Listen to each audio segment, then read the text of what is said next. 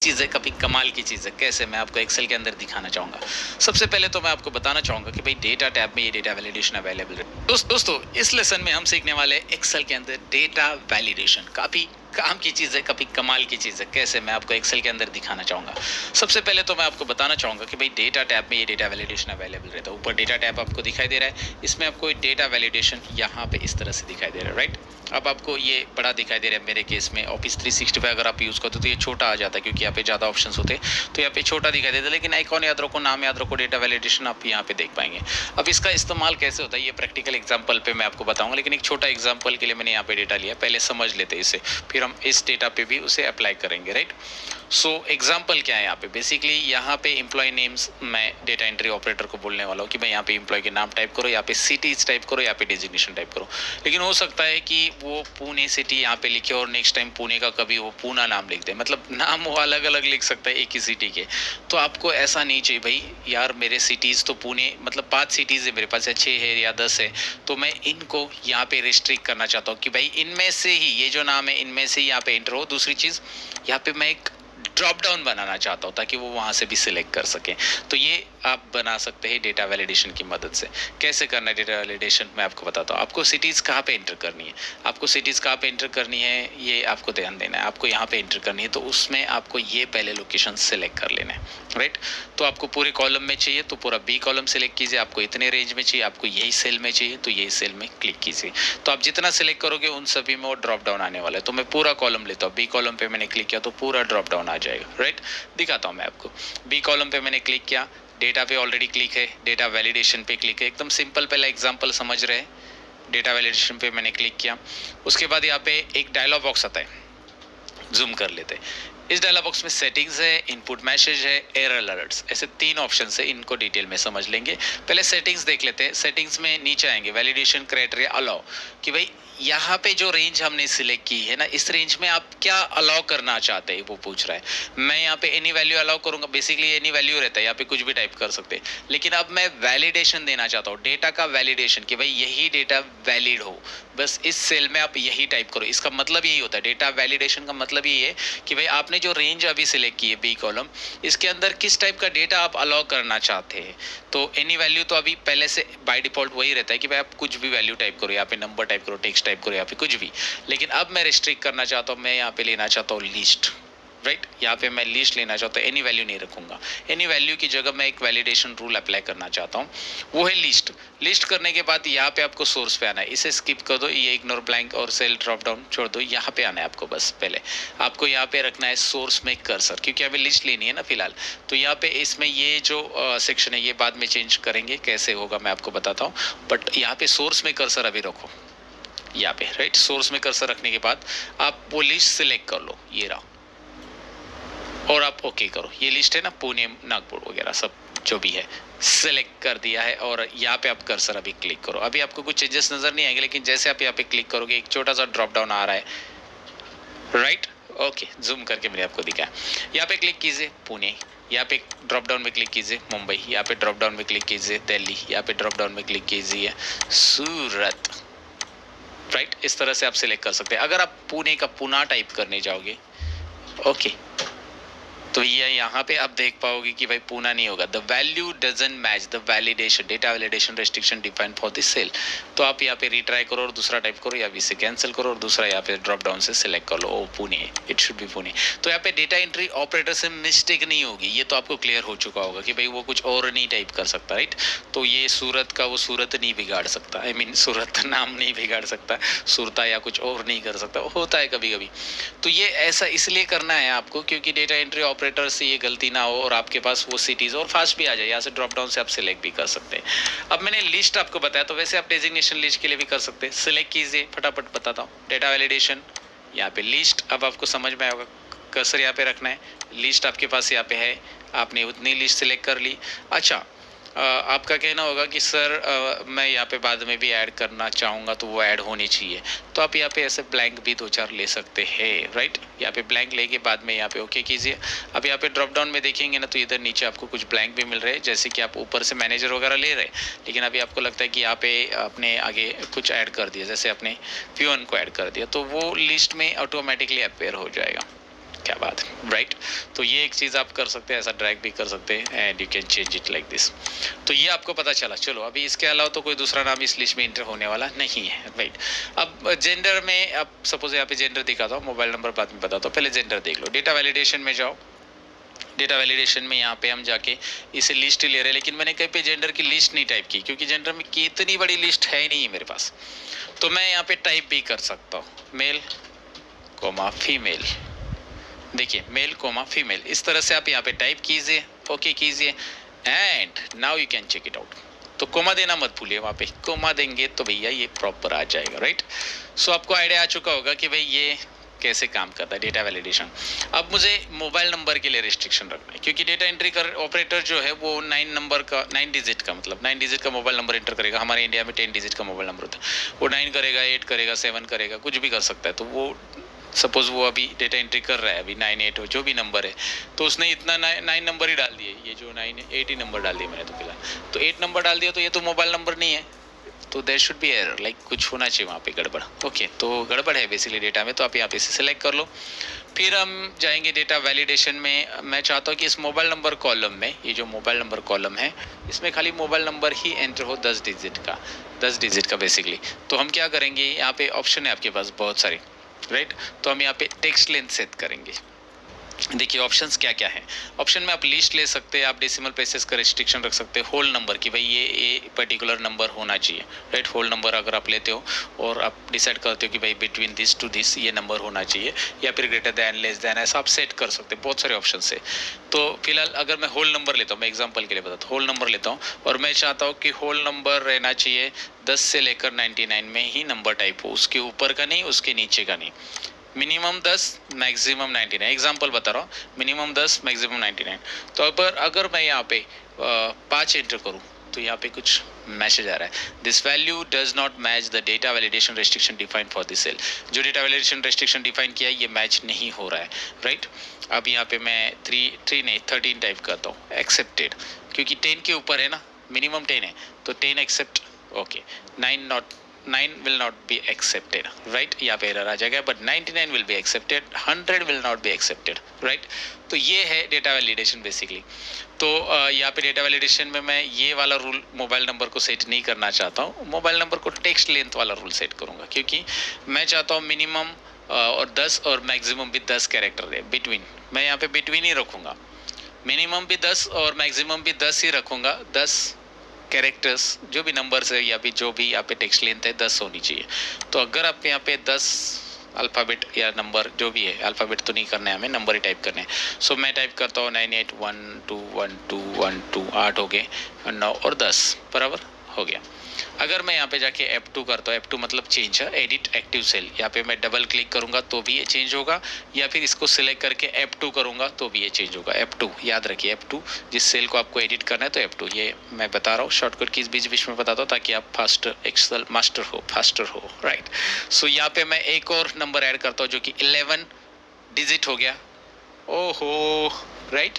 तो यहाँ पे आ रहा है, बट यहाँ पे एक प्रॉब्लम है। प्रॉब्लम क्या है, मतलब प्रॉब्लम ये जो मैसेज है ना इसके साथ है, ये मैसेज मुझे समझ में नहीं आ रहा है कि भाई ये रिस्ट्रिक्शन है इसमें, data validation restriction define for this cell does not match, है ना, this value does not match, ये value does not match, but restriction क्या है ये मुझे पता नहीं चल रहा है, यूजर को नहीं पता चल रहा है। जैसे कि मैं डेटा एंट्री यूजर हूँ, मुझे नहीं पता कि यार हाँ मोबाइल नंबर तो 10 डिजिट होना चाहिए, लेकिन रिस्ट्रिक्शन क्या है ये भी लिख के आ जाए यहाँ पे proper. So we can do that. यहाँ पे एक काम और करता हूँ, मैं 9 डिजिट का नंबर डाल के देखता हूँ, ये देखिए वही आ रहा है। So how we can do that. तो मैं यहाँ पे इसे फिर से सिलेक्ट करूँगा, यहाँ पे पूरे कॉलम को डेटा वैलिडेशन पे क्लिक करूँगा, ये डायलॉग बॉक्स आएगा। देखिए इसके ऊपर प्रैक्टिस करना जरूरी है, ये तभी आपको समझ में आएगा कि ये किस तरह से हम सेट कर रहे हैं। Practice makes man perfect. मैं बीच बीच में ये याद दिलाता हूँ, बहुत सारे लोग प्रैक्टिस ही नहीं करते, उनको लगता है सीख के आता है हमें, अभी आगे बढ़ते, आगे नहीं बढ़ना है, प्रैक्टिस करना है। यहाँ पे मैंने आपको बताया था कि भाई यहाँ पे यूज़र को मैसेज पता चले कि भाई क्या एरर है, तो एरर यहाँ पे चेंज होगा आपका।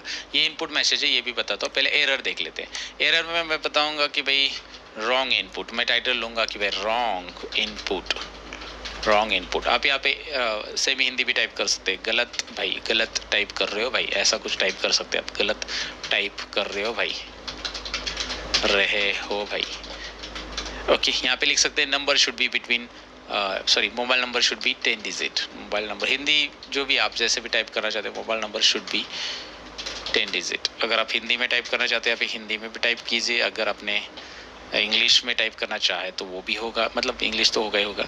सो mobile number should be 10 digit. गलत कर रहे हो भाई, ऐसा मैंने लिख दिया सेम हिंदी। और यहाँ पे एक और चीज़ है, ये जो है स्टॉप है, स्टॉप, अर्निंग और इन्फॉर्मेशन, ऐसे 3 ऑप्शन है। मैं स्टॉप ही रख रहा हूँ फिलहाल, हम देखते पूरा डिटेल में सीखेंगे, एक एक चीज़ को पकड़ पकड़ के ओके कर रहा हूँ मैं। और मैं अभी दिखाता हूँ कि भाई यहाँ पे मैं गलत कुछ भी टाइप करता हूँ तो गलत टाइप कर रहे हो भाई, रॉन्ग इनपुट टाइटल आ चुका है, गलत टाइप कर रहे हो, स्टॉप का सिंबल आ चुका है। और यहाँ पे रिट्राई और कैंसिल ये 2 बटन आ रहे हैं। हेल्प की तरफ जाने की जरूरत नहीं, वो एक्सेल हेल्प बताता है कि भाई आपको डेटा वैलिडेशन के बारे में पता नहीं तो यहाँ से पता कर लो कि भाई ये क्यों आ रहा है मैसेज। सो रिट्राई करेंगे और यहाँ पे प्रॉपर 10 डिजिट का टाइप कर दो कोई भी मोबाइल नंबर यहाँ पे, तो आप देख पाएंगे वो एक्सेप्टेड है। तो चलो ये तो आपको क्लियर हो चुका होगा किस तरह से करना है। अब मैं आपको बताता हूँ कि भाई यहाँ पे मैसेज जो है वो क्या काम का होता है और ये तीनों क्या काम के होते हैं। ये अर्निंग अगर मैं रखता हूँ ओके, तो यहाँ पे अर्निंग बताएगा। अगर आपने गलत मोबाइल नंबर एंटर किया तो यहाँ पे अर्निंग बताएगा और आपको एक ऑप्शन देगा कि भाई ये मोबाइल नंबर आपको एक्सेप्ट करना है क्या। जैसे आपको किसी का लैंडलाइन पे एक्सेप्ट करना है, वो 8 डिजिट का रहता है, आई थिंक सो वो आपको यहाँ पे ऐड करना है तो आप यस कर सकते हैं। मतलब आपको यहाँ पे मैन्युअली अगर कोई है ना किसी को यस करा देना है तो आप यहाँ से यस कर सकते हैं, जो कि ये नंबर यहाँ पे एक्सेप्ट होगा। नो करेंगे तो ये एक्सेप्ट नहीं होगा। लेकिन अगर आप यही नंबर एक्सेप्ट करना चाहते हैं, जैसे ये लैंडलाइन नंबर आपने डाला है और आप इसे एक्सेप्ट करना चाहते हैं, यस ये एक्सेप्ट हो जाएगा। तो ये अर्निंग आपको बस अर्निंग देता है कि आपने गलत एंटर किया है, आप उसे एक्सेप्ट भी कर सकते हैं, वो एक ऑप्शन देता है आपको यस का। और तीसरा ऑप्शन है इंफॉर्मेशन। इंफॉर्मेशन ये आई का सिंबल दिखाई दे रहा है, ये बताएगा जैसे आप गलत टाइप करते हो कुछ भी, ये बताएगा कि गलत टाइप कर रहे हो, फिर आप ओके करोगे तो ये एक्सेप्ट हो जाएगा, अगर आप कैंसिल करोगे तो एक्सेप्ट नहीं होगा। सो यहाँ पे यस नो नहीं आएगा, लेकिन ये डायरेक्टली ओके मतलब ठीक है चलो अच्छा है। जैसे मैंने ये नंबर टाइप किया एंटर और फिर मैं दोबारा एंटर करूँगा, चलो आगे बढ़ना है, एंटर दोबारा एंटर करूँगा, ठीक है ये नंबर गलत है तो कोई प्रॉब्लम, मुझे बस अर्निंग बताएगा। तो ये चीज़ खाली मोबाइल नंबर पे अप्लाई होती है ऐसा नहीं है, सब जगह पे आप अप्लाई कर सकते हैं। यहाँ पे ढेर सारे अलग अलग वैलिडेशन रूल आप अप्लाई करके आपके डेटा को एकदम प्रॉपर सिस्टमेटिक वे से डेटा एंट्री के लिए बना सकते हो। डेटा एंट्री के काम की चीज़ है ये ओके, जो डेटा एंट्री ऑपरेटर उसके लिए आप ऐसा रेस्ट्रिक्शन लगा के दो। अब ये तो हो गया। अब दूसरी चीज़ ऐसी कि यहाँ पे मोबाइल नंबर कर्सर पे अभी मुझे क्या करना है, मुझे जो डेटा एंट्री ऑपरेटर उसको हर एक चीज़ बतानी नहीं है, तो या फिर इस कॉलम को या फिर ये मोबाइल नंबर पे जैसे वो कर्सर रखे तो इसमें क्या एंटर करना है उसकी एक इंस्ट्रक्शन पॉपअप हो जाए, राइट। इसमें मैं कर्सर क्लिक करूंगा, अभी ये तो इजीली है, डेजिग्नेशन में क्या एंटर करना है सबको पता है, लेकिन ऐसे कुछ कॉलम है वहाँ पे क्या एंटर करना है उसको पता नहीं है, तो जैसे वो कर्सर रखे वो पता चल जाए। तो मैं डेटा वैलिडेशन में क्लिक करूंगा और मैं यहाँ पे क्या करूंगा, सिंपल है, यहाँ पे एक इनपुट मैसेज जो है वो मैं यहाँ पे सेट करूंगा कि भाई इनपुट मैसेज मुझे इसके लिए ये सेट करना है, मोबाइल नंबर या टाइटल जो भी, mobile number enter 10 digit mobile number, enter 10 digit mobile number here. ऐसे कुछ इंफॉर्मेशन उस कॉलम से रिलेटेड, जो डेटा एंट्री उस कॉलम में होनी चाहिए उससे रिलेटेड आप एक इंफॉर्मेशन दोगे। अब मैं जैसे उस सेल पे जाके क्लिक करूंगा, राइट, आप ये पूरे सेल्स के लिए मत दो क्योंकि वो थोड़ा सा बीच बीच में इरिटेट करेगा। जिन जिन कॉलम्स को आपको लगता है या जिन जिन कंटेंट को आपको लगता है वो आप यहाँ पे दे सकते हैं इजीली इस तरह से। अभी इसको नहीं है तो नहीं आएगा, इस पे दिया है तो ये आ जाएगा, मोबाइल नंबर दिखाई दे रहा है तो यूज़र को तुरंत पता चल जाएगा कि भाई यहाँ पे हमें मोबाइल नंबर ही एंटर करना है, राइट, समझ में आपको। तो ये मुझे बताना है कि भाई डेटा वैलिडेशन के साथ ये चीज़ें हम कर सकते हैं। इनपुट मैसेज है, एरर अलर्ट है और सेटिंग्स भी है। सेटिंग्स में जाकर टेक्स्ट लेंथ मैंने आपको बताया और ये बाकी सारी चीज़ें, होल नंबर भी मैंने आपको दिखाया कि किस तरह से आप सेट कर सकते हैं, राइट। आप चाहिए तो अपना खुद का यहाँ पे लिस्ट बनाओ, टाइप करो यहाँ पे खुद से, ऐसा आप ले सकते हैं। डेट एंड टाइम का भी रेस्ट्रिक्शन से यहाँ पे आप कर सकते हैं। सो डेटा वैलिडेशन से इस तरह से चीज़ें होती है। अब मुझे एक प्रैक्टिकल एग्जांपल में डेटा वैलिडेशन यूज़ करना जानना है, तो आइए यहाँ पे आते हैं। ये दिखाई दे रहा है 6 नंबर सीट डेटा वैलिडेशन हम सीख रहे हैं। एग्जाम्पल में चीज़ें मैंने बताई जो कि प्रैक्टिस फाइल में आपको मिल जाएगी। एंड यहाँ पे मैं क्या करना चाहता हूँ, यहाँ पे देखिए अभी मेरे पास अभी ऐसे 1 से लेकर जो भी डेट है पूरा का पूरा महीने का, और मैं यहाँ पे प्रेजेंटी एब्सेंटी का एक ये बनाना चाहता हूँ। तो मैं इन पूरे के पूरे एम्प्लॉयज़ को, कितने हैं भाई, और ये बहुत ज़्यादा है, ओके।